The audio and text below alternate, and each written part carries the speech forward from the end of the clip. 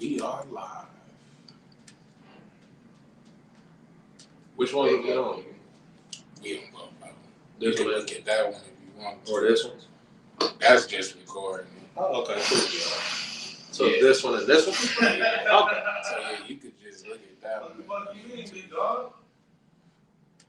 You gonna steal from your own cousin? What you saying? You gotta be tagging it, right? Shit, you gonna do something, do that shit. Yeah, you should be.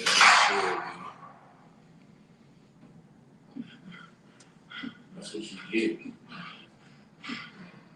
You're gonna die with this money, man.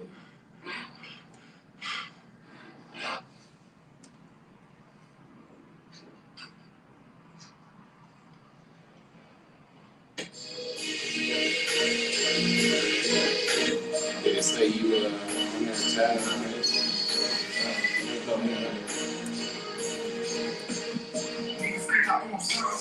Cause they see me getting money. I found out who was really real when I was at the point I didn't have any notion. I took a few risks, yeah, I tested the waters. I backed a few years, and I hit the block and sold.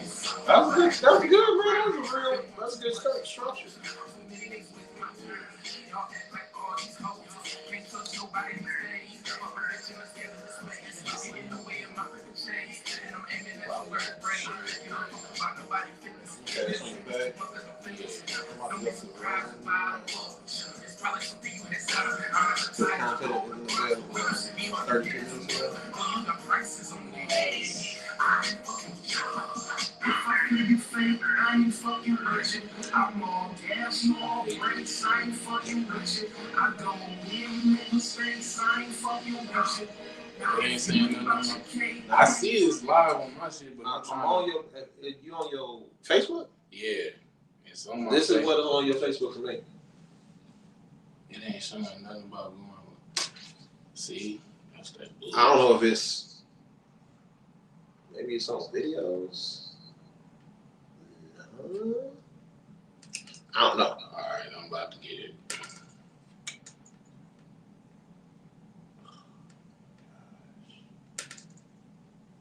Copy, edit, audience. Oh, wow. Is that why my shit hit me? It was private. Bruh, it's only, yeah, man, I don't know why. And that's why ain't shit been really getting looked at, because it only had me on there. Motherfuckers. All right, man. It should be showing now to everybody. Okay, hold on. Anything. It should be on there now. Okay, I'm about to go back and look. Let's see what we got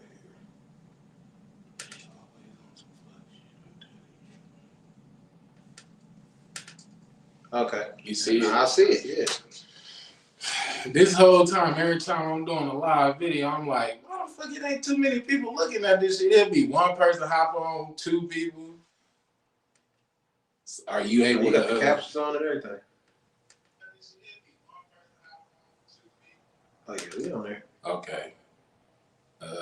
Let me see. I should be able to add you on here now. No, that's Or is that you? either way. That's you. That's me. Okay. Somebody looking at them up now. I guess that's me. I cut it off though. We're sorry, we get started. Yeah. Okay. So yeah, man, we here, man. We here live with JT, Jamarcus Turner. What's good? A living legend. I don't know about that. That's cool. I appreciate you, player, bro. You know what I mean? Man, what's up with you, man? How everything going, man? It's going real good so far. You know what I mean? So far you know what I mean? It's going real good for me. But I hope it keep going like this. Oh, yeah, most definitely. You know, but yeah, so far it's going all right. What's up, everybody? I hope y'all tuning in. Can't wait. Share it live. Share the live. Like it. Subscribe to the channel. We got some good things to talk about today. For sure.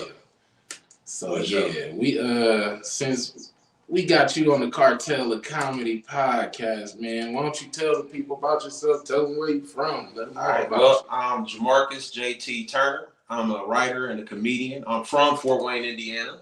all day. You know what I mean? Born and raised here. Right now, I'm a story editor for Bob Hartab's show on CBS Mondays at 8:30. I'm on my second season of writing for the show. I love it. Before that, I spent 17 years working at different factories around Fort Wayne and also doing a bunch of other stuff. So, factories and poker and, you know what I mean, whatever else I could get my hands on, making baked goods and whatever else I could do, I was doing, so, and now I do this. This is good. I like this more than I like all that other stuff.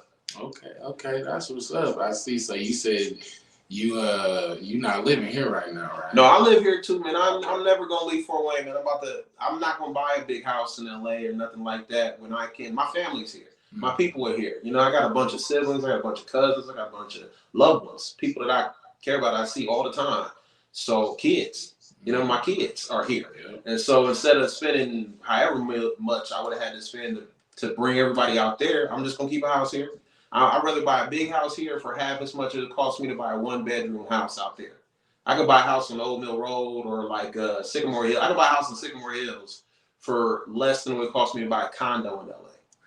Y'all here, y'all better take notes. So shit, I ain't buying no house in LA. I'll get an apartment. I got an apartment in LA and shit. That's twice as much as the mortgage I pay here. So, shit, I'm here. I'm still Fort Wayne. I ain't going nowhere, not for real. But but it's fun. It's fun having an office at Warner Brothers Studios. So yeah, it's fun. Definitely it's fun when it's like 75 degrees in January. And I can like throw on some shorts and just run around a little bit, or running into somebody famous who I think I consider famous, because different people got different like ideas of what famous is. So I run into people I think are cool, and that blows me away. Like I can see somebody that's like famous, but if it ain't somebody I really fuck with like that, it don't matter. Right. Okay. So this is like when I see people that's cool people, I'm like, oh man, that's crazy.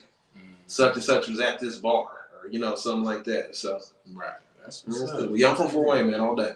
Fort Wayne and Reds. What high school did you go to? Elmhurst, Trojans. He a Trojan, y'all. Yeah, all day Trojans. He a Trojan. Red, gray, and white. So how did you feel about when they knocked it down, man? It was rough, man, because just like I felt like there are other schools who were Elmhurst was doing so well in everything. We were doing better in academics in the schools they left open. We were doing better in athletics in the schools they left open.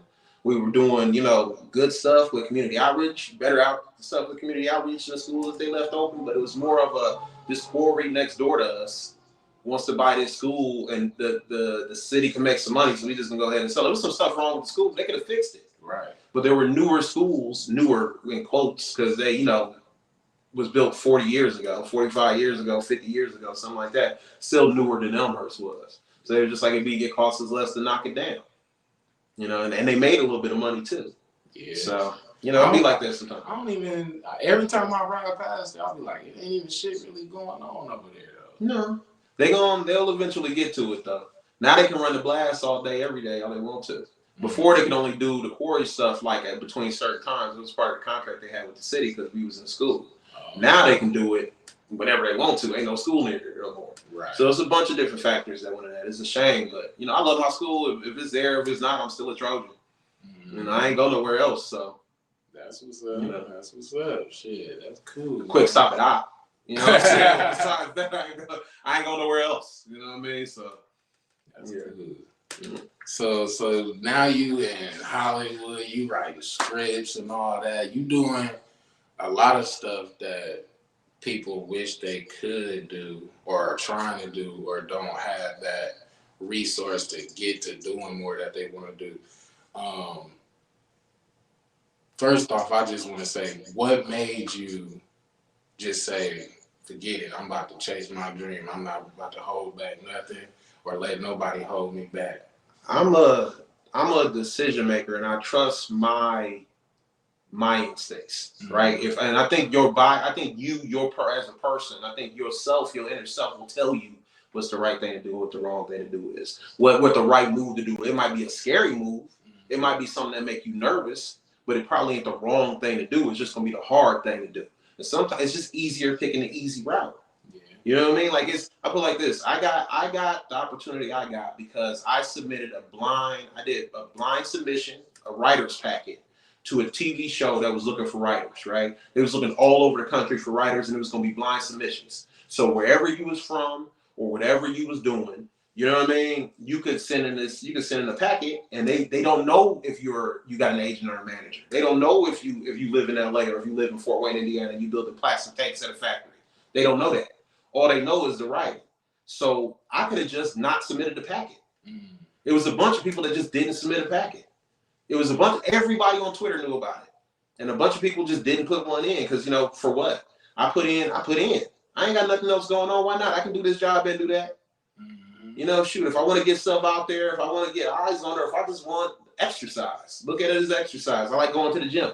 Right. You know what I mean? Look at it as like it's exercise. You getting in there, you working out the muscles, so maybe you don't get this job, but the next one you'll be ready for, or you'll be a little bit sharper for the next opportunity. And you keep on sharpening yourself until you reach the point where you're sharp enough to poke something, get in there and make something happen. That's what's wrong with a lot of people. They get discouraged, or they let somebody words contradict what they trying to do with their life. My biggest attribute, one of my best attributes and worst attributes is I have a massive ego. You know what I mean? I love me a lot. That don't mean I don't love other people. That don't mean like if I see you and you love yourself, I love that for you. You know what I'm saying? Because I love me, right? So if somebody came in and was like, "You're not funny," it's like, okay, cool. I think I'm funny, and that's the only opinion that really mattered to me. Yep. You know what I'm saying? If somebody come in and be like, "I don't think you're a good writer," now if they telling me something valuable to improve my writing, I'm gonna be all ears. If they just want to say something negative, that's cool. Who cares? Why would your opinion matter to me? Right. I know I'm dope. Shit. Why would I question myself for you? I don't even know who you are. You know what I mean? And if I do know who you are, so what? If you're that much above me where you think I should value your opinion, you gotta ask yourself why you're trying to knock somebody that's that far below you down. You know what I'm saying? So I don't even take your opinion seriously. Now, if you want to give me something constructive, I'll do something with it. But if you just want to say negative shit, that ain't never affected me. That's why I didn't have that many friends to begin with. Because people's opinions can't be mattering to you like that. Not other people. Not first. First is your opinion of yourself, and you should love yourself. Yeah.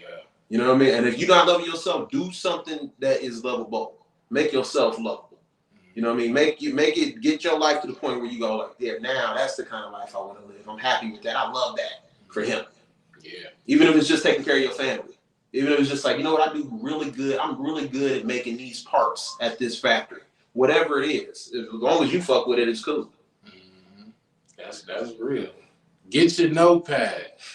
Y'all here, y'all better start taking notes. He dropping some gems on you. So get ready. But yeah, that's what's up, man. And like with me, you know what I'm saying? Like, I've been doing this podcast shit probably since last year. But before that, I just been building myself up to getting the right equipment, getting everything I need, try to get the right people, you know what I'm saying? And still, as you can see, it's just me. Yeah. So, like, I know it's only going to be me until I start grabbing people's attention. I stopped giving a fuck about working with anybody or needing any support. I don't even care about that no more, because as long as I support myself and support everything that I love to do, ain't shit to worry about. Support is overrated. If you can self-propel, you don't need the push from other people. I'm not saying support doesn't feel good, but a lot of people, like I said, a lot of people complain about Fort Wayne. They be like, "Oh man, it's crabs in the barrel. Don't nobody care about nobody. Don't nobody want to lift nobody up." It's not that. It's a bunch of talented people here. And it's so many talented people here. Everybody is focused on their thing to get them out of what they doing. That they don't got time to show up at your show on a Tuesday because they're worried about getting their show together. They don't got time to come through and do your podcast. They're trying to get their record off the ground. Right. It don't even got to be stuff that cross over with each other. It's just that the creatives that are here are amazing, but they busy. They got other shit going on. The business minds here are amazing, but they got other shit going on. So it's not. I don't think it's crabs in the barrel. Like I said, I think it's a bunch of big fish in a very small pond. That's all. And if everybody is just trying to figure out how to keep on swimming. They can't worry. They would love to help you swim, but they really got to focus on their swimming. You know what I mean? Fort Wayne is good I tell you what, Fort Wayne, I love Fort Wayne. I love Fort Wayne, Indiana. I tell everybody about Fort Wayne, and I put Fort Wayne in all my scripts and stuff like that. Fort Wayne is one of the places where, like, no, they can't support you when you first start now. You got to get your head above the water on your own. You got to get out there on your own. You got to get to the other place on your own. Get your name out there nationally. Fort Wayne will love you forever. See, I wasn't doing interviews with nobody when I was doing open mics on Wednesdays and shit down the street. Then nobody, the news did not want me on that's not what they was interviewing me about. You know what I mean? So I had to get to the place where they just like, oh shit, if somebody in LA takes notice, then they'll take notice here. And by then, though, you don't really care that you don't get that love. But it's good to get it. It's nice. I love my city. So I love that. You know what I mean? It's nice to feel loved back. Yeah. You know what I mean? But if you need that love back from Fort Wayne, you might not get that. You might want to just focus on yourself, player.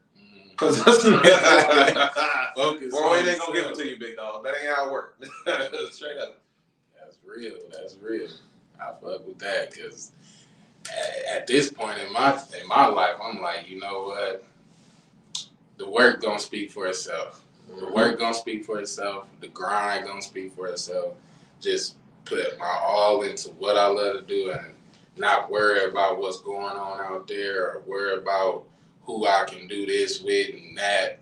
Just keep putting that work in and everything gonna speak for itself. That's exactly what it That's is. for anybody that want to do anything, whether you want to sell ass for a living or sell booty pictures. Make sure you put your all into it. Open your booty hole up a little bit if you got to, so we can see the inside structures. To know that, oh, this motherfucker's selling something. You know what I'm saying? Make it clear what you're They selling. put they all into that. They put they all into opening their ass to show you. Focus on moving forward. Don't worry about who ain't trying to help you. Don't worry about who trying to push you. Don't worry about who didn't show up. Don't worry about that. If you keep showing up. If you keep showing up, you're gonna be all right. Yeah. At least you'll be happy with what you're doing with yourself. Because you keep showing up for you. Everybody else, some people might not. If it benefit them, they might show up. You know what I mean? The strangest thing about all this shit for me is like the people who me and you been cool. Yeah. You know what I'm saying? So that, you know what I mean? That ain't the same. Like you an OG to me, cause like back. That's like that's a smooth way of calling me old. I appreciate that. You know, we could have went without that part though. But it's all right. No, it's cool. You know what I mean? It's cool. But again, we've known each other for a minute. That ain't that we've been following each other. We've been cool. But there's people who I know don't fuck with me.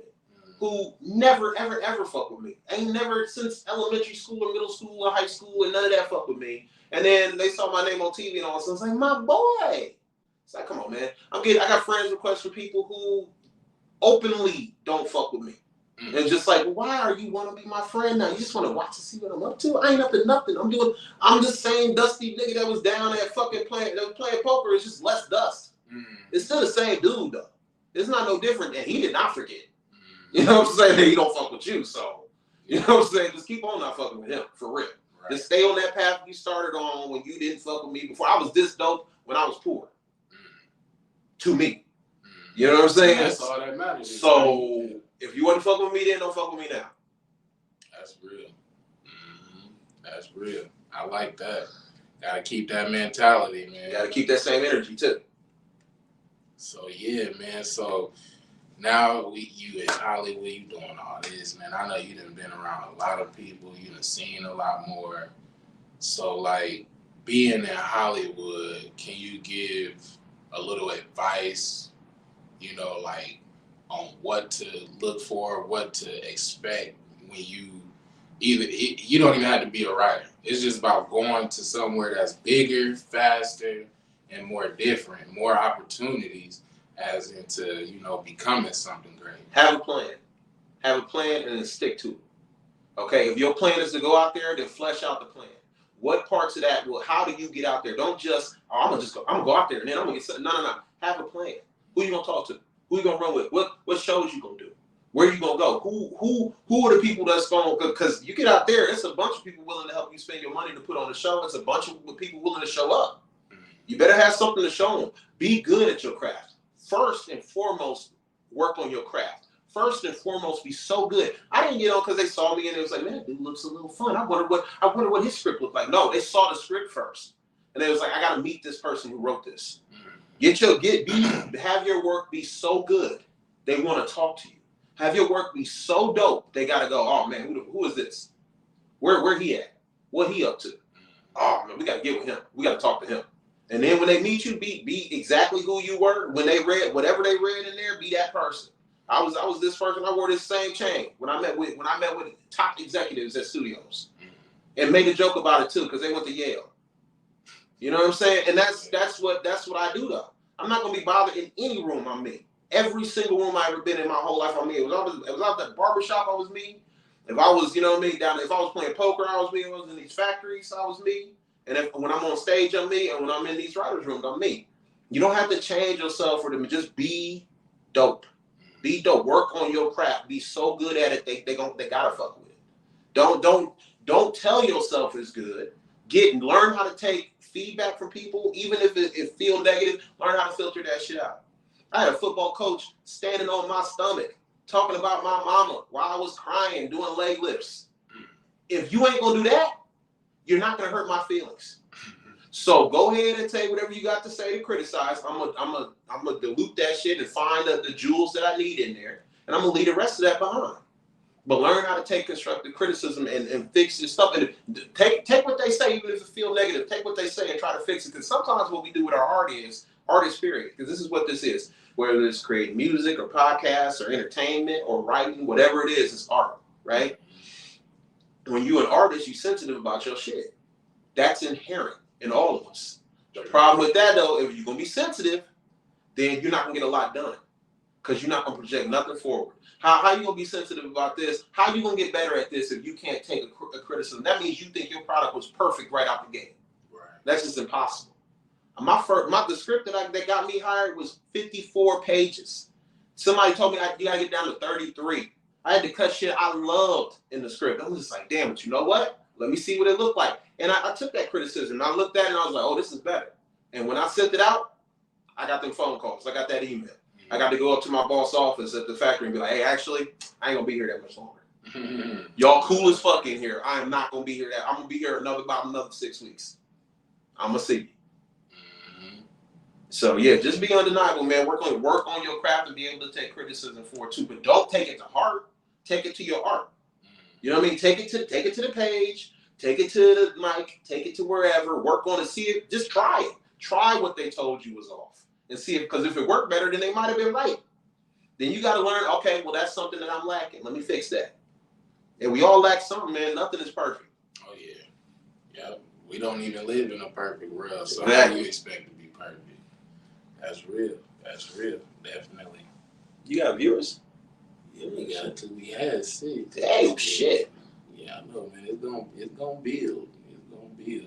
So, okay, you writing and all that. Like, what inspires you the most? Who and what inspires you? What inspires me to get up and go is my family. It's my kids. It's the people that I love. That's what inspires me.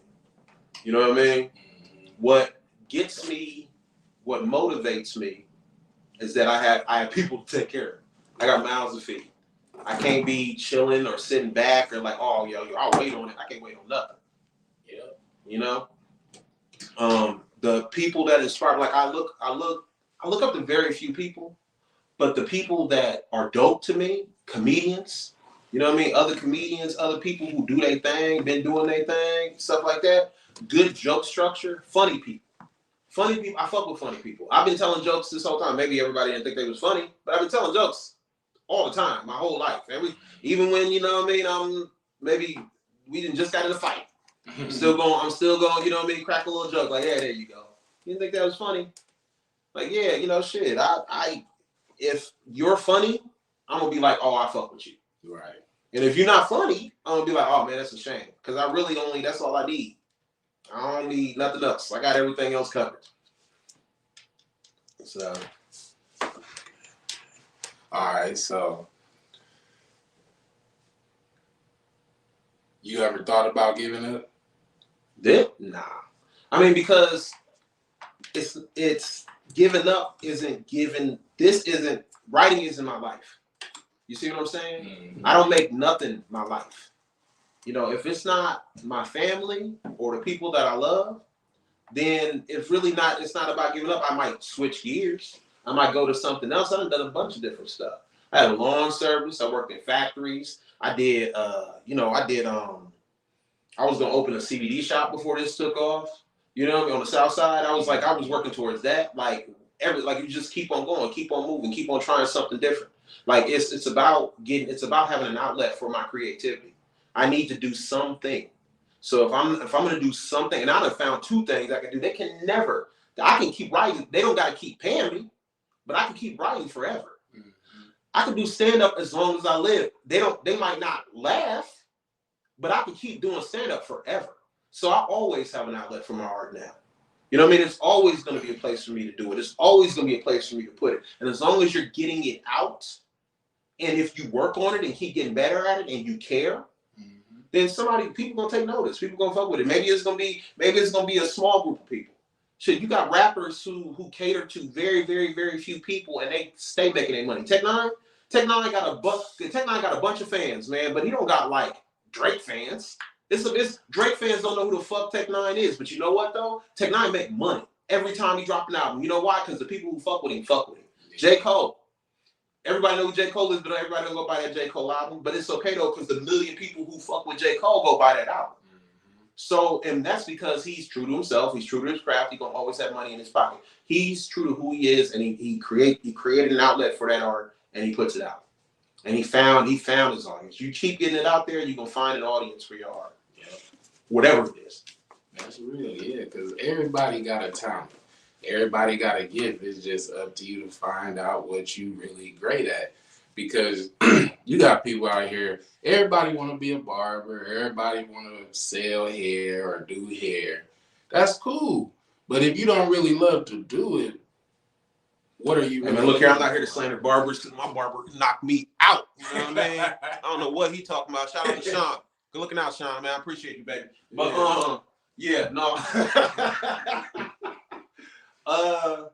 no, man, it's like people, whatever they want to do, cool. But that's going to be enough for some people. Mm-hmm. Let me tell you, my barber is an artist. I'm his canvas. He creates. You know what I'm saying? That's his art. Mm-hmm. It don't look like art to you because that's not your art. You know what I mean? Your art is you want to do media, you want to create, you want to get that out there. That's cool. His art is his studio is very, very small. Mm-hmm. He's painting views from his window in Paris. Mm-hmm. And ain't nobody gonna see them paintings but him. He gonna put them in a closet and gonna leave them there, and he loves his life. Because he loves painting to live the same view from the same window every day. And he's happy. You ever meet you know the people you went to high school with to start working at McDonald's and then they just work there forever and they got managers and shit. No, but they like the manager, now they run their own store, they can run the fuck out of a third shift, can't they? Right. Yeah. They're happy. That's their art. They content. They found the thing that they are good at and they are doing it and being rewarded for it and they love their lives. And that is good enough for most people. But some people choose different arts. Mm-hmm. Some people choose a different path, and it's not going to be enough to take the path that these people take. It's only going to be enough to take the path that you can, and that's a thinner path. I feel like people take the easy route of living life. They don't really want to put in that extra. And that's okay. Do you see how much better that make it for people like us? Yeah. Because if 999,000, right? If let's say 990,000 out of 1 million people take the easy way, that means you only got to fight with them up 10,000 people. Mm-hmm. That's the only people. You just got to beat 10,000 people instead of 1 million people. Ain't you happy you ain't got to fight this? I'll tell you what, I used to wrestle, right? I used to love showing up at a wrestling tournament. It was only 4 people to wrestle. Why the fuck would I want to wrestle 12 people? Right. For what? To prove that I can wrestle? I've been practicing all week. I know I can wrestle. I want to get a gold medal and I want to do the least amount of work possible, big dog. How do I do that? I just gotta beat these 2-3 people right here. Okay, cool. Well, I'm gonna do that. I don't want to wrestle. I don't want to be wrestling all day. Mm-hmm. Shit, yeah. They make it the herd thins itself for you. Don't worry about what they do. Be like, oh, good. Every time you see somebody drop off or be like, oh man, I'm just about to do this, good. Right. That's one less person I gotta fight with to get these eyes on my stuff. Mm-hmm. That's one less person I gotta deal with trying to do exactly the same thing I'm doing. Oh, your path is you managing at McDonald's? Fuck yeah, dog. Hey, man, look, I need a McGriddle, and I'm happy for you.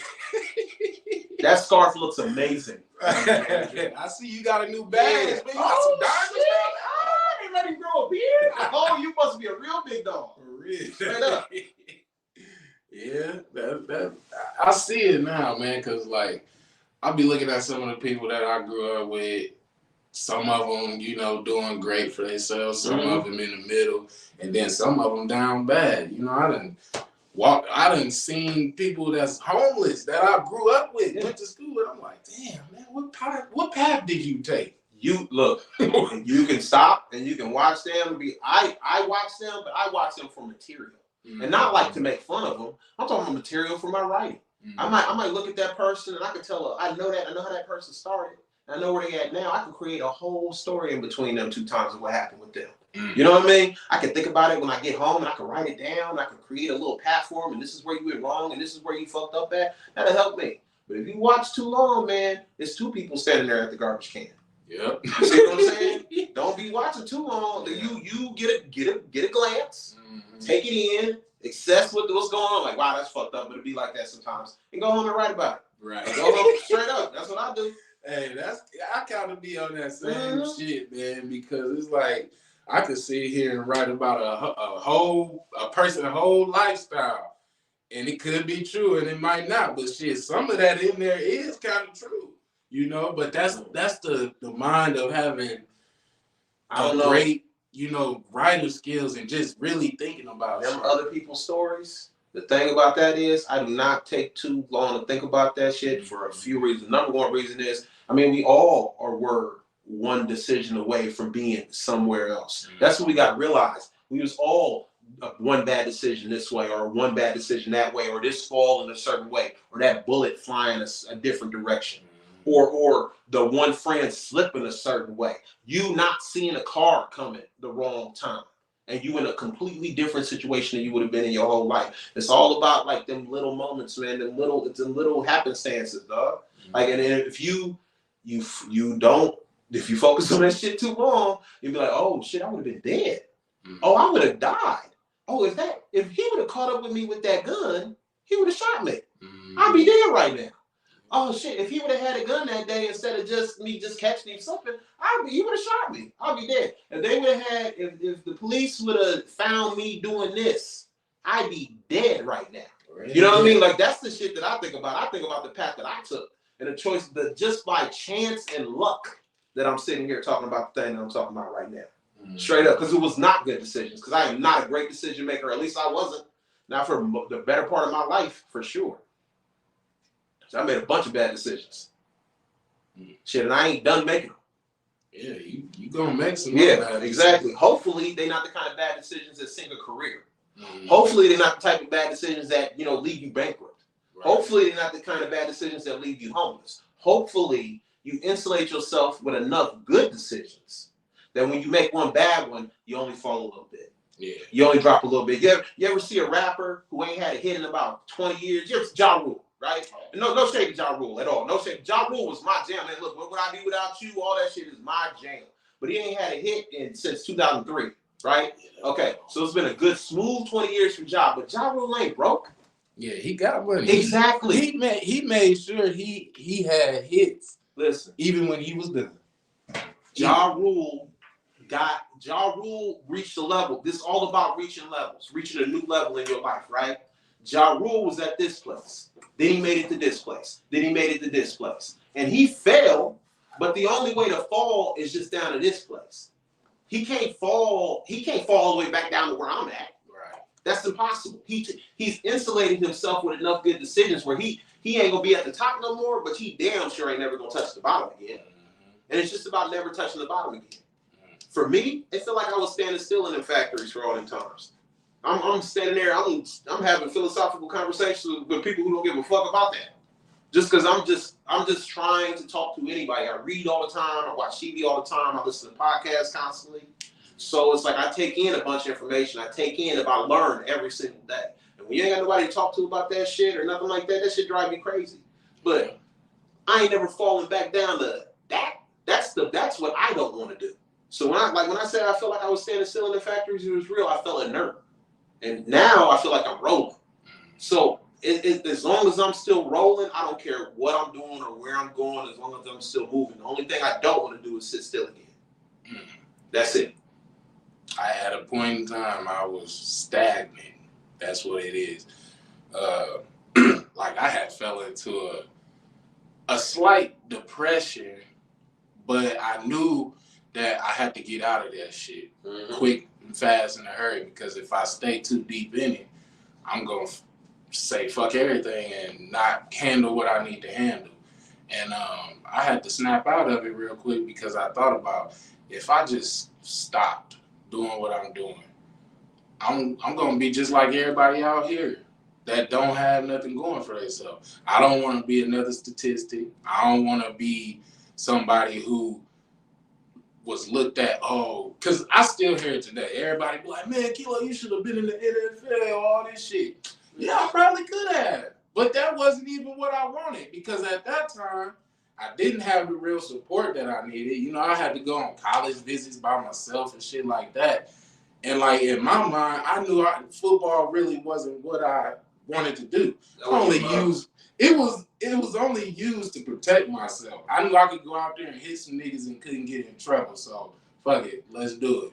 But as I got older and I started, digging deep into myself, I knew, okay, I want to be a writer. I love reading. I love writing. If I'm gonna do this, I need to do something with it, And ever since then, I've just been writing and building up my portfolio and everything.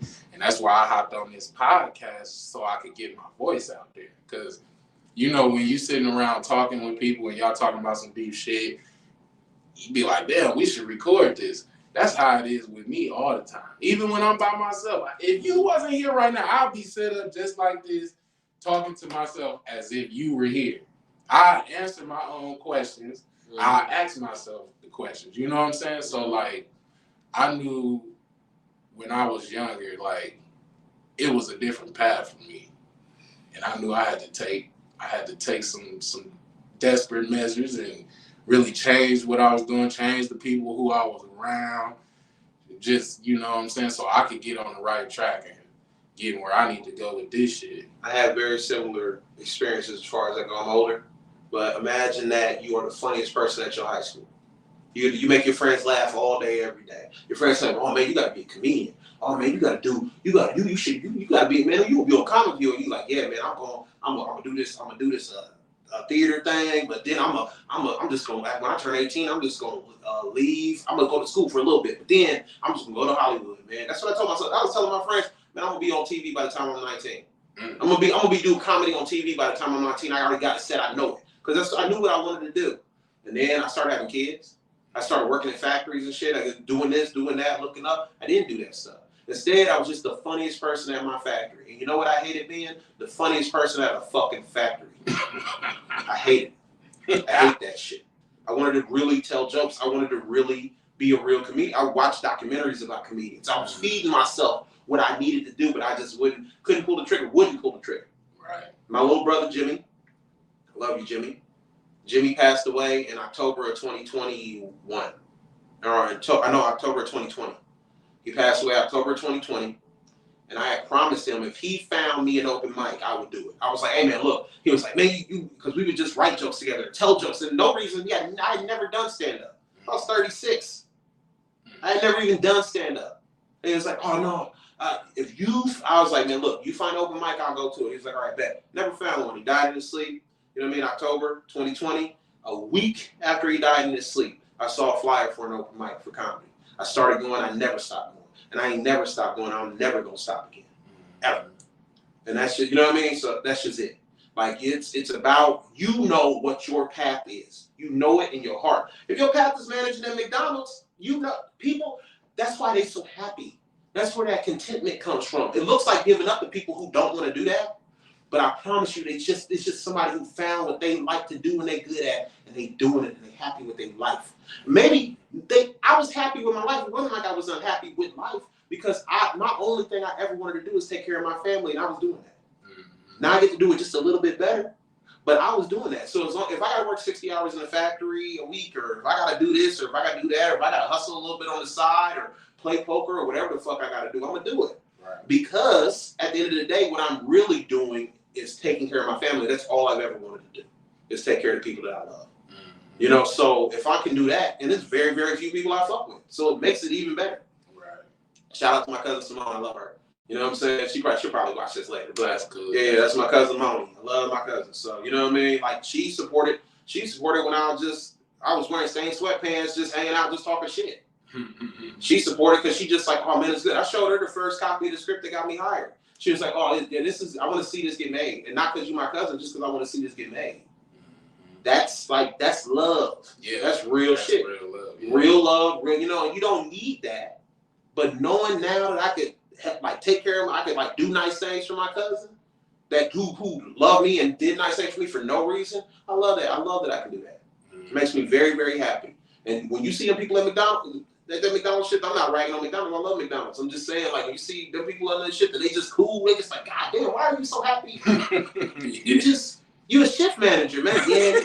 I'm just saying, to me, I worked at McDonald's back cash for almost 2 years on Rudersel. From when I was 19 and when I was 21. And third shift. They slow as fuck. Not even, listen, I worked third shift when they first started it out at McDonald's on Rudersel. It was wild. When people found out that we was open all night, 24 hours, it was wild. It's like 2004, 2003 to 2004, 2004 to 2005. That's when I was working it. And it was crazy. Wow. You know what I mean? So I hated it. But I knew people who loved it. Love getting there every day. They take their whole family back to McDonald's home at the end of the day. Happy to the motherfucker, man. You know what I mean? And you see that and you go, wow. Yeah. How are you doing this? It's because that's what they wanted with life. Yeah. We just wanted different things, man. We wanted just a little bit more, or not even more, a little bit different. But it's harder to get to the place we was trying to get to.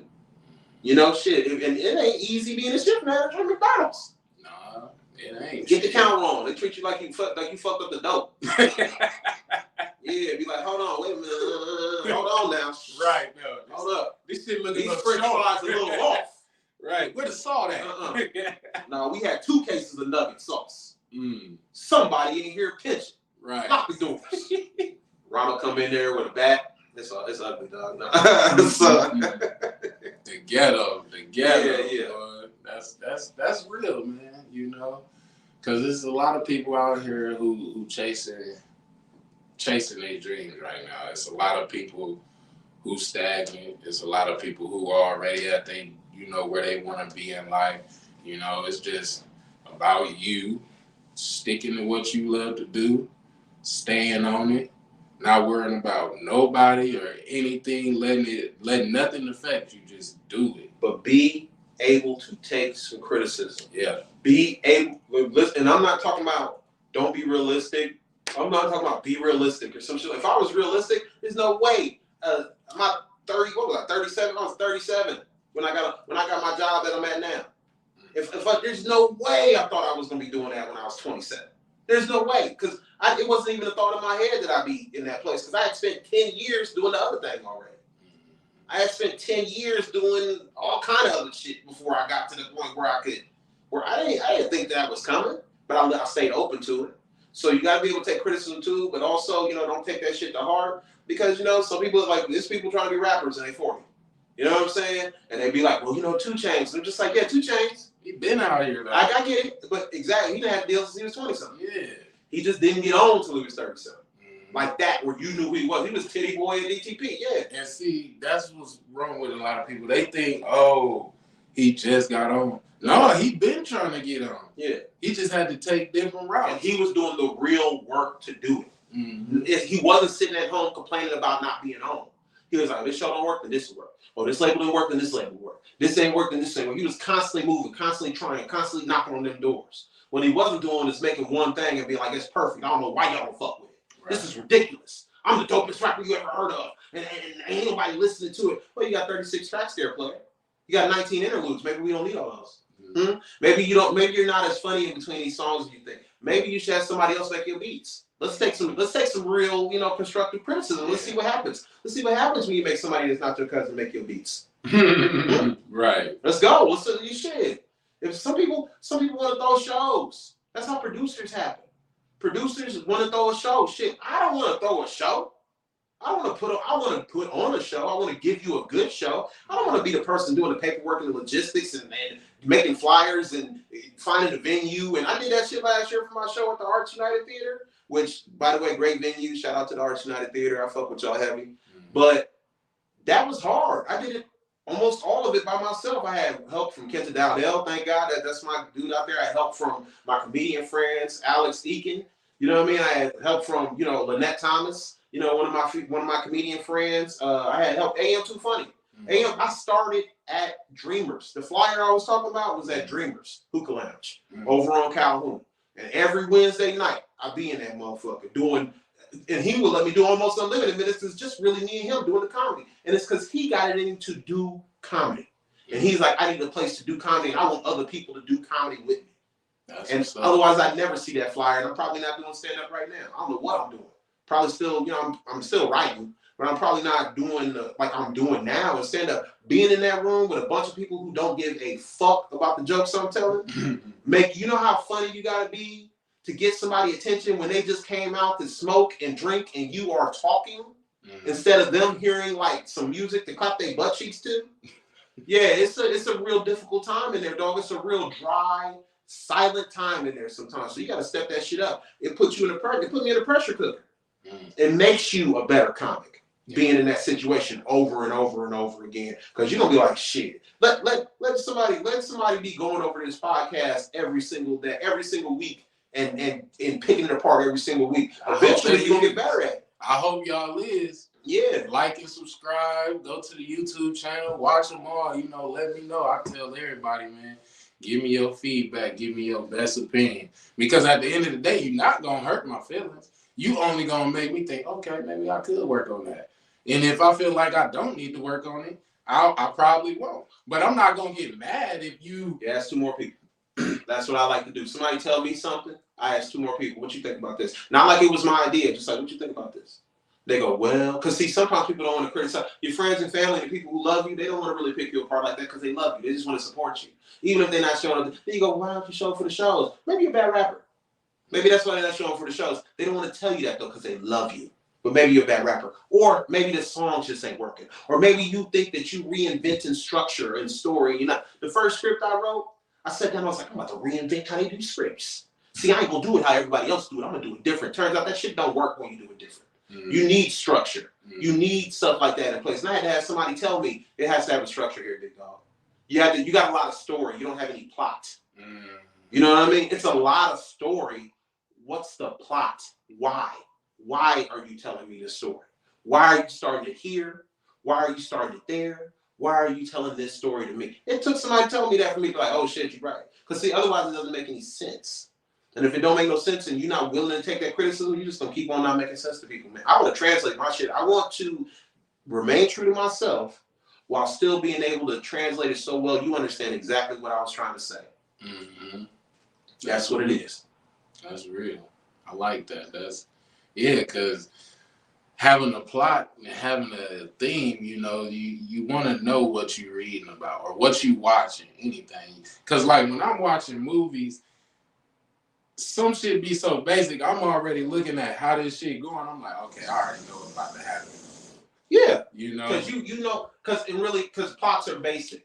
You have to have a basic plot. You see we call it pipe, right? When we write, but you see the pipe. You see where it's trying to flow. You were the type of person because you're a writer, right? So when you watch that movie, you go, they left that key on the counter. They put that shot there for a reason. The key gonna be, trust me, they gonna use the key later. Yeah. That's why they took that shot, right? Yeah. You observe that because that's how you would have wrote it. But you got to go, well, damn, I wish there was a different way to do that. There isn't.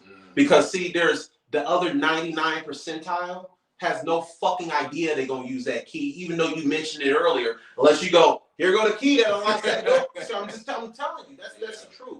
Yeah. So you can be clever, but don't be too clever. Because you get too clever, you're gonna be the only one to understand what you was trying to say. You know what I mean? Be clever, be cute as you want to be, but also, make sure that shit like I say, translate is the word. When you go into a different environment, what kind of environment I'm talking about, you have to translate yourself to those people. You're not changing yourself, but you're making sure they understand you by saying things in a specific way so they can get it. You still saying it how you want. You still saying what you want to say. You're just saying it in a way that they can understand it. Right? You got it. It's the same way with writing. You got to learn how to translate shit to people. You know what you want to say. Translate it in such a simple way that everybody can understand it, and you gonna get paid. You know what I'm saying? That's real. Yeah. I hope y'all getting your notepad. He putting some notes out there. Who got Danita Lockett? They have to like me for that. Yeah. Most people don't. Most people don't care for me. Hey. He's kind of an asshole. Like, yeah, I am. Shit. Hey, shit. How far are we from that? We like an inch from the asshole when we came in this world. So what that tell you? Shit. I probably fell out of my mom's butt if that's the case. I've been an asshole a long time, dog. It's like, man, I don't know. I never felt the need to baby people, especially grown people. If you grown, I'm not about to baby you, man. I don't feel the need. I don't need your approval. I don't need you to like me. So if there's something I don't like that you're doing, I'm just gonna tell you. And if you don't like that I told you, so what? You're not gonna do nothing about it. I'm big and I mean, and I like to fight. So, all right, used to shit. I can't get in no fights no more. You can't do that, man. Not anymore. Man, you know how much shit I had to let slide lately, man? It's ridiculous. Shit, I never will let slide. You probably had to go home and pray like, God, if they don't shut It's been shit lately that I've had to let skate that I would have been like, oh, I'd have been happy that they did it because I'm like, oh, I can't wait to fuck them up. I can't wait to fuck them up. And I don't talk to people who I don't fuck with like that, or I don't really know like that and shit like that. So if somebody like, if you think I'm about to approach you because you cool, like I don't give a fuck about you being cool. You're cool to a bunch of people I think are stupid. So you being cool don't matter to me. If I fuck with you, then I'm gonna talk to you. Yeah. But if I like the thing you doing, I'm gonna talk to you. But if you think I'm about to like be like on you because you cool, I always had this thing for them cool people. They seem pretentious to me. You see what I'm saying? Them cool people, I know how much effort you put into that, dog. I know how much you had to do before you left the house and how you practice that in the mirror. I can't, because I tell them stories. So you see what I'm saying? The same story that the homeless dude and how did you get from high school to homeless and shit like that. You create the whole backstory. Yeah, you know the logistics of that. So you know that person was in the mirror like, yeah, you just knew the sun. There's nothing. You know what I mean? Yeah. Because you know that part. You know what they was doing. So how can I take you seriously, man? I know you practice this speech. Straight up. No, thank you. I know they think it's cool because that's fine. If you got people who like eat it up, cool. But no, you coming off you want me to think you cool because everybody else tell you cool. Well, why don't you just be happy with everybody else thinking you cool? Because I don't give a fuck for real. Yeah. I don't care if you like me, and I don't care if they like you. You know what I'm saying? So I think a lot of people just need to start not giving a fuck.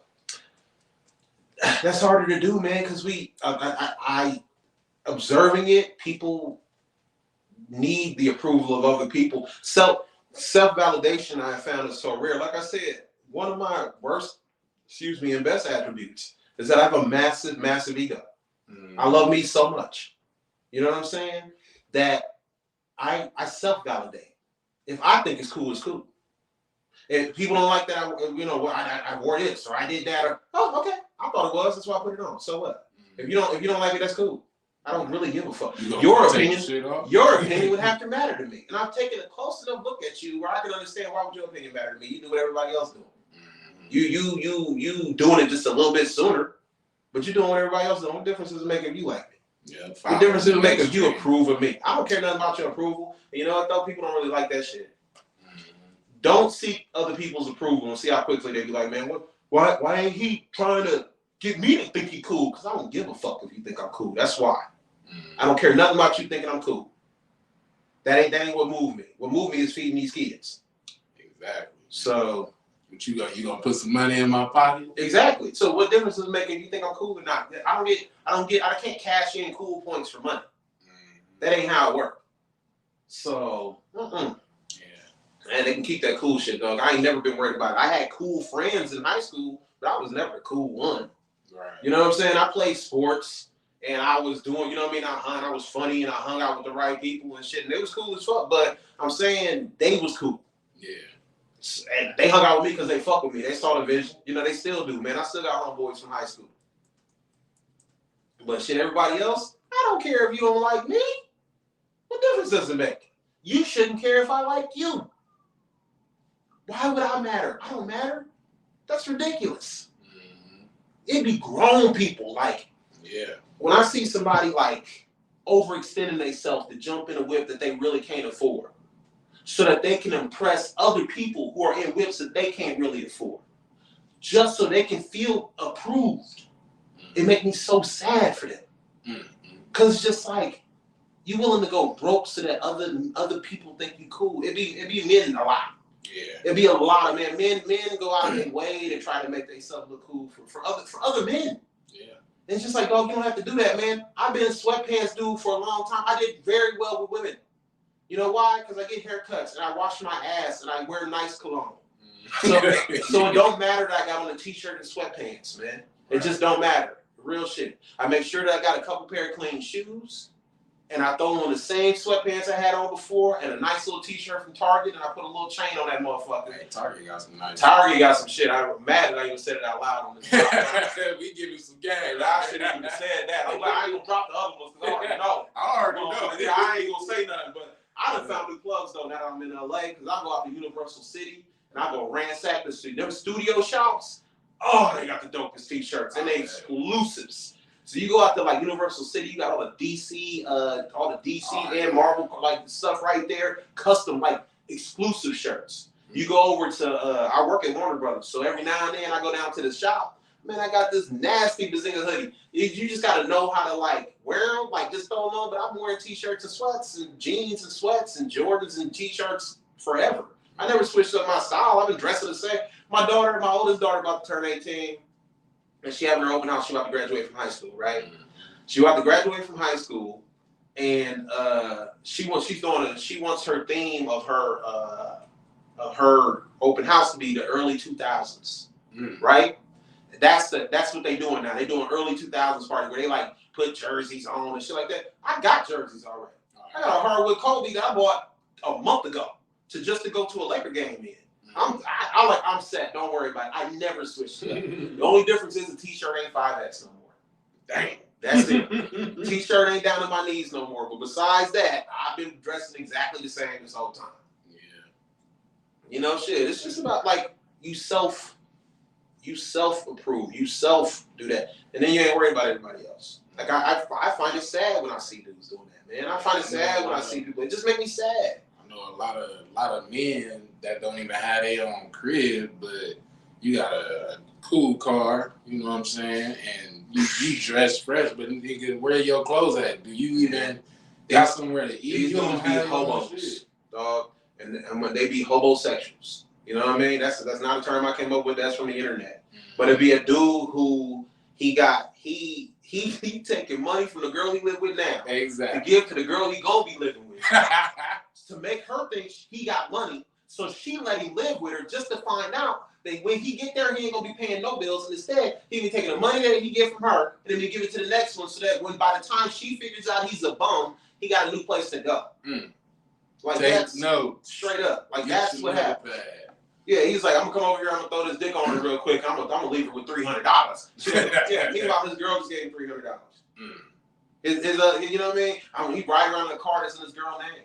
Yeah. And as soon as he make her mad, she gonna take the car. And he gonna have a whole fight over that. Why she keep coming over here and flat the tires? Because it's her car, he can't tell her that though. Right. He took the pink steering wheel cover off. It just being in her name is a mistake. Yeah. What you doing? And then you go into other women's houses, getting the car that is in her name. And they do that. And you flex it. That's why I love it when it be a man. He can't do nothing because it's like, you know, she done bedazzled around the license plate or some shit like that. Some a man would never do. You know, like it's like some like really just it's like one thing. It's just like that's your girl car. That's your girl car. Right? Yeah. When they be both driving the car, that's when you're like, oh. He's like, damn, we got them black tints on it. Yeah, because that ain't him in that motherfucker. Right, no. She going to work her CNA shit. Shit, she had to take it today. Her car in the shop. And he over there eating the kids' snacks. Devouring them. Taking them down.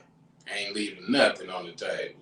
So it be them ones, man. That be the ones I looked at them. Those are the people who wanted me to be hungry for their opinion. Those are the ones who wanted me to be hungry for their approval. The one bouncing from house to house to house, not having never had nothing, but like keeping the fronts up firm, doing just enough hustling to make it look like they hustle, but being real loud about it. Loudest one in the room is the brokest. Always. But they still be loud. They act like it. We know them sayings, right? How come we know them sayings and we know what it is? I didn't have to hear that in American Gangster. I was raised by an American Gangster. You know what I'm saying? I was raised by a dude who had a whole bunch of money in his pocket. He was driving a Honda Civic wearing stained jeans. Because he didn't care. My father did not care about the approval of his friends as long as he was taking care of his family. Yeah. So his friends is like riding around in Mercedes trucks and Infinity trucks and shit like that. The people who work for him is riding around in all kind of nice stuff. And cool. And he driving a Honda Civic in a van. Then they wonder why they got jammed up or somebody that went away or somebody bad that happened to somebody or some shit like that. It's because no. My father is a businessman. He taught me important things about business. The most important thing about business is take care of your family first. That's the most important thing about business. It's not making sure other men think you're cool, other people approve of you. He pulled up in a Honda Civic and he had just bought my mama a van. He owned multiple houses at the time. You know what I mean? He does real estate. My dad is in real estate. Okay. So he had multiple rentals at the time. We was set. He owned a flower shop where he was still running and selling flowers out of there and shit like that, doing great. Like business was good. You know what I mean? And he sat me down and said, all my businesses are doing great, right? He probably don't even remember he told me this story. He probably don't remember saying it to me because he gave me so much. We said, we sitting in this Honda Civic on the way to football practice, right? I was about 10 years old. 11 years old, something like that, right? He said, all my business is doing great. I could have easily went and bought a Lexus. Instead, I bought your mama a van. You know why? Because your mama need a van. I don't need a Lexus. My car get me where I want to go. Back and forth. I don't need, you know what I mean? I don't need a Lexus. I buy my cars cash. And if I drive a Jeep Commander, an 05 or something like that, I don't need why would I get a Mercedes truck? For what? So that other people think I'm cool? Nah, I'll be all right. I want you to think I'm not cool. I want you to think I'm broke. And then you'll treat me how you would treat uncool broke people. And then I get to see the real person who you really are. And I can assess myself from there. Now I'll never have to do business with you. Yep. Yeah, I do the same thing out in LA. Before I hit a mic, I go over to all the comics. Hey man, what's up? How you doing? I'm JT. Hey, how you doing? I'm JT. How you doing? I'm JT. The ones that's cool people, they stop, hey man, how you doing? You a comic? Yeah, okay, cool. They chop it up with you. The ones that not, they act like they didn't even hear you. Oh, okay, cool. But see, the problem with that is I'm going to go up on that stage, I'm going to show my ass. I'm going to be really, really good. And then when I come off that stage, you're going to talk to me.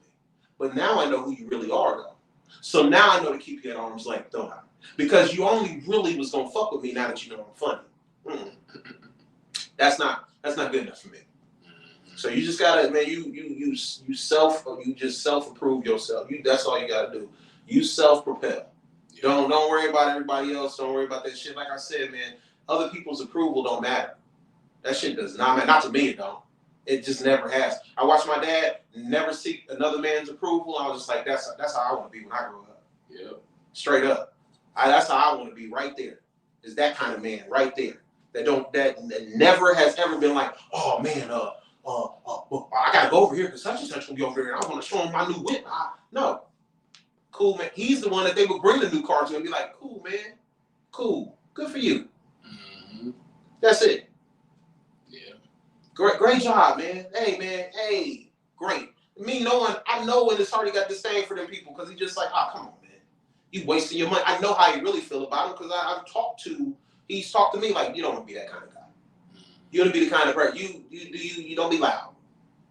You don't got to do all that. So he led by example, but then you hear other stuff like that, and you hear the loudest person in the room is the brokest person in the room. You hear stuff like that. Then you see the person being super duper loud about it. Oh, I got it. Oh, yeah, it's nothing. Oh, no. Okay, cool. Cool. How'd that work out for you? Then they be like, such and such got robbed and killed. Well, damn, how much you had? Like $1,200. How much they get? $1,200. They got $1,200. They got a hot pocket. Right. Yeah. 15. What they get? 2 bands. 2 bands and a half a pound. That's all he had. He just re-upped. It's like, God damn. That's all he had? I thought he had the spinners in the. Yeah. That's all he had. That's all he had. They burying him over there. They do a popper shooter. They buried him in the outfit he wore to the club 2 weeks ago because they couldn't afford to buy him a suit. They put him in a pine box. They buried a hair above a pine box. Everybody got to put their money in. Hey, just we need a pop come for on, this nigga. You talking about the motherfucker who just was buying Chris Paul last week? We gotta put in for his funeral. He still had the money. Where the money at? They fighting over the shoe collection. Cause that's all he had. That's all he got to leave. Or his jersey collection. Yeah. What kind of cologne he got? Let me get that. He can't use it. He got Versace. Yeah. Come, it ain't open. Give me that bottle, man. Right. And now what you doing? Now you smell just like the person who. Now you doing the same shit he was doing, getting headed in the same direction. For what? So that a bunch of other people who don't matter think you cool. Yeah. Man, fuck that. Followers. Everybody. It's not enough leaders. It's too many followers. I'm not a leader. I'm not trying to lead nobody nowhere, man. You don't have to. I'm not one of them people, man. Like people be like a alpha dog, alpha man. Alpha man does this. I cook. I clean. You know what I'm saying? I bake. I brownies, cakes, a bunk cake. You know what I mean? 7-Up cake, peach cobbler. You know what I mean? I cook. I don't adhere to that bullshit. Them gender roles and shit like that. I support my friends. I got gay friends. You know what I mean? All over. Love them. Support them. I go down to Pride. They be like, man, JT was walking on the Pride. Yeah. So what? What you gonna do? You gonna go tell people I'm gay? Okay. Well, I don't give a fuck. Right. So now that you know that doesn't matter to me, now what? I'm gonna support my friends though. I'm gonna support my people. One of my children, a couple of my children told me like I'm gay. Okay, cool. Well, good. I mean, not good. You know what I mean? Whatever. So what? I want you to be happy. That's what I want from I want them to be happy. It's all so, and you know, the suicide rates for LGBTQ children are sky high because they got parents at home that don't approve of them, and that creates such a void in them. They just want to kill themselves. I'll be damned if I lose one of my kids over who they want to fuck with. Yeah. I don't care nothing about that. That's their dick. That's their private. Why would I care about that? I treat my friends the same way. I don't care nothing about what you do with your dick. I got homeboys I know forever who be fucking with dudes who think we don't know you fucking with. We all do. Exactly. That's what I'm saying. See, that's the problem though, ain't it? Yeah. That's the problem. Because they gonna feel so shamed about the thing that they do. Dog, we already know that you do that thing. Right. That dude knew your mama's phone number, your cousin's phone number, knew where you be at, had text message. We know you was on that. It's okay. We fuck with you, baby. See, if you support your friends and you really leave a safe space for them like that, they won't feel so long. They won't feel like they gotta kill that motherfucker for leaking the information. They don't gotta do that. They could just accept it, that you accept your friends for who they are and love them. Like, man, I go to that. Man, I've been trying to get to After Dark this whole week to do karaoke. Because they look. If you mistaken me for a gay man, no matter where I'm at, bless you. Because there's no mistaking me. You know what I mean? I'm boringly heterosexual. You know what I'm saying? And everyone can tell, but I'm secure in myself. Be secure in yourself first. See, them dudes, them homeboys, we all know too. You observe people, people watch you too. Them homeboys be the loudest ones about, oh, you can't do la la la, oh, you la la la. You fucking dudes, man. You so loud about that. You know why you can't be in a room with a gay? Get this away from me, man. You know why? Because you scared you gonna let him suck your dick. Yeah. That's why you don't want him in that room with you. Because you scared to death. If we all leave, you can go ahead and let him do his thing. That's what that is. Yeah, leave me in there, dog, because I know I'm cool. I'm not interested. You know what I'm saying? So it's what makes them uncomfortable is security. It'll be the person telling everybody, oh, you know, he was down there after. Yeah, that's right. I was down there after dark with my friends singing. I posted it on my Instagram, big dog. I ain't worried about it. I know where I'm at. Right. You know what I'm saying? And what I will do and won't do. See, the reason why you're uncomfortable with it is because you're scared you're gonna do something else. Yeah, that's why you can't be seen after dark because they ain't gonna start asking, well, who you there with? Right. What you doing in there? You don't want to answer them questions because then you're gonna have to really tell people what you be up to. Even though we already know. That's why I support my friend. I'm telling you right now, there's some of them I know they ain't ready to, come out or whatever. But the ones that is open to talk about it, I love you, baby. I don't give a fuck. That's your dick. Right. Do whatever you want to do with your dick, man. Do whatever you want to do with it. Man, somebody got mad at my baby mama a little while back there. It was like, her baby daddy, he be giving her money to fuck, and he's gay. That's what they DM some dude that she talking to, right? Yeah, he was mad because he probably didn't get mad. No, it ain't even that. I don't know what's going on. It was some girl, I think, that was sending her shit. But the thing is, like, I'm not insulted when somebody say like something like that about me. Paying my baby mama the fuck is where I draw the line. Right. Ain't nobody paying my baby mama the fuck. If y'all want to insinuate some shit because you done seen me somewhere or you done seen me talking to somebody, because I got gay friends, don't walk past me at the club. You stop and talk to me. We're friends. Right. Don't act funny. I'm not gonna, cause see they so used to the dude they fucking with being like, you better not look over here. I'll beat your ass. You know what I mean? No. You stop and talk to me. We're homies. I don't give a fuck. I don't give a fuck about the opinion of nobody else in this club. You better stop and talk to me when you see me, because we are friends outside here. And we friends in here too. I don't give a fuck where we at. If we boys, if we cool, if we friends, if we homies, homegirl, whatever. You talk to me when you see me. We stop and chop it up. I don't give a fuck who sees talking. Right. That ain't because I know I'm not fucking. And so what difference does it make? But it be them ones be ducking and that. We all know. We all know. We all know. So that's what I talk about when it be like people be keeping their fronts up and shit like that, man. Shit, that shit stay up, man. I'm cool. I don't have the energy for that. I do not have the energy to keep the fronts up. I do not have the energy to pretend or lie or hide some shit. Please. That's why it was so funny to me, because I remain so true to myself. You know what I mean? So it made me laugh. That's why I wrote jokes about it and shit, because it made me laugh if somebody would say that. Because I'm just like, man, if I was gay, I'd be like wearing booty shorts and roller skating. I like fighting. He said rollers. I'm just saying, like, I like fighting. Like, what the fuck, dude? Yeah, I be Terry from Reno 911. If I was straight up, like, I mean, it's real simple. I'm big and I like to fight. I'm big and I like to fight. If y'all had a problem with it, I was true to myself, and I was like, yeah. Somebody came, you was fucking my baby mama? Yeah, I was. I mean, I don't know what else I can tell you, man.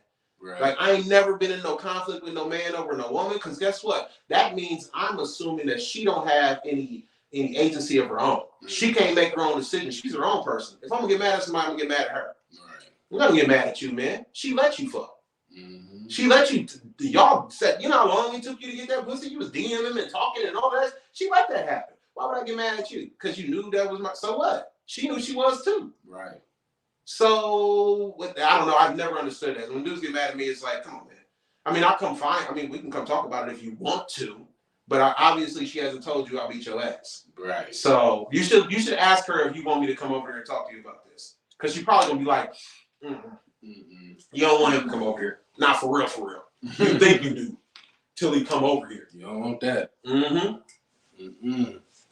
Yeah, that's real right there. So, last question. What's your top 5 comedians? I would have said Chappelle before the trans stuff start coming. You know what I mean? And what I mean by this is, I love Dave Chappelle. He's one of my favorite comics when I was a kid. I would have said Chris Rock is number 1. He always has been for me personally. But that's because during the time of my life when I was trying to figure out what I wanted to do, I watched Bring the Pain. It was his first hour long. This is on HBO. Yeah, it was a great one. It was like 95. It was right when the OJ thing came out, right? And he's so smart and he's so sharp and he's educating while making you laugh, but also really showing you some real shit, right? So Rock always been number 1 for me. I know a lot of people my age is like, Eddie Murphy is hilarious. I'm not saying Eddie Murphy ain't funny. Eddie Murphy is fucking hilarious. Yeah. I'm saying Chris Rock has always been at the top for me. Chappelle had always been like close second. They was fighting it for a little bit there, you know? But as a comedian, I know what kind of effort goes into making 20 minutes of an hour-long special about trans people. I know that you took months working on that. I know that you chopping jokes and figured out what made people laugh and the structure of it. And you went around to other clubs and you know how much work that is? You carry that much. You work that hard at hurting people. To talk about. That's how hard. I never really looked at it like that when he talked about it. Because he always talked about it. Always talking about everybody. Like you said, the past or the latest shit that he been putting out has just been like heavier on that. Because how dare you question me about? That's what he's really saying is, how dare you question me about what I said on stage? I say whatever the fuck I want to say, and now I'm gonna attack y'all. He's acting like he's not attacking them, but he is. Yeah. Because see, even all of those jokes in a row, even if they're hilarious jokes, you gotta understand he spent months of his life working on them jokes, because that's how in his head they are. You see what I'm saying? Why? Because somebody doesn't feel like themselves unless they dress a different way, or if they wear a certain thing, or if they identify a different. What the fuck difference does that make to you? Right. All you gotta do is be like, okay, cool. That's with everybody. So Chappelle, he fell out of the top for me. But honestly, it's Chris Rock, Earthquake, Okay, yeah. Mac, Bernie Mac, Oh yeah. Robin Harris, and Bill Burr. Bill Burr is fucking hilarious to me. I put the white dude at the end, but you know what I mean? He's probably in the middle somewhere. Bill Burr is really good. I've seen some of his shit before. He's really great, man. He's a great comic. And he tells, what I like about Bill Burr is he tells the story where he brings white people into the store and he goes, you see where you fucking up at? Yeah. He says we. He go, hey, look, it's a white redhead dude. So what you gonna do? You gonna say we don't do this? Because I know we do this. You know what I mean? Like that's what he does.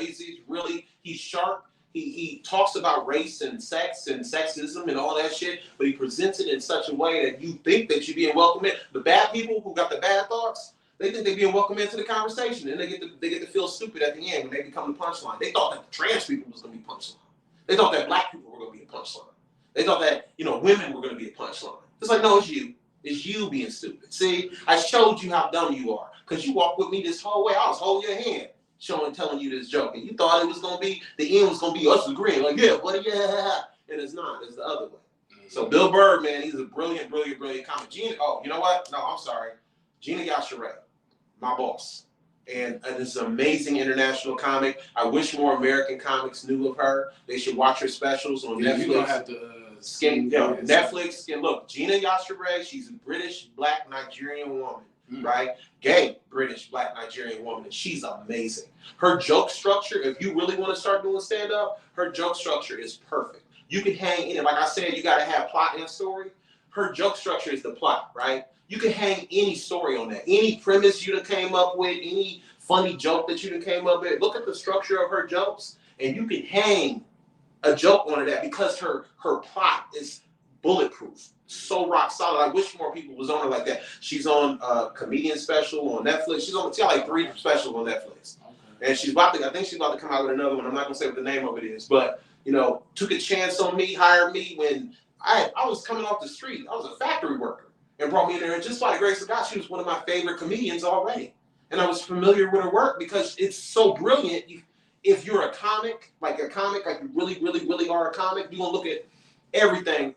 Andy Haynes is a new white dude that came out, you know what I mean? Stuff like that. It's Nate Bargatze is a new white comic. He's hilarious and brilliant. You know what I'm saying? And there's comics in LA like Danny Sellers. He ain't even got off the ground yet, but he's hilarious. You're going to be hearing that. I'm telling y'all, mark my words, you're going to be hearing about a dude named Danny Sellers in about a year and a half, 2 years. You'll be turning on Netflix and be like, who is this funny mo? Danny Sellers. He's married to somebody from Fort Wayne. He married to a girl from Fort Wayne. That's how we connected out there. Okay. Yeah, so it's like there are comics out there who are brilliant comics, but Gina is definitely in my top 5 for sure. And she ain't 5 neither. A brilliant. She's a brilliant comic. I don't know who I'll lose off that list. Probably. Somebody got to come off, but Gina's up there. Like I'm serious. I cannot stress enough how perfect her joke structure is and how hilarious she is in general. But her joke structure, and in the writer's room, she's the same way. Perfect. Like she really, when she locks in and she's locked in, can take the whole story from here to here. And she just started doing this like 5 years ago. Just started doing this. Now she's showrunning. She runs the show that I'm on now. She co-creator. She was already co-creator, executive producer, one of the head writers, and one of the stars of the show. Right? Now she's showrunner too, co-showrunner.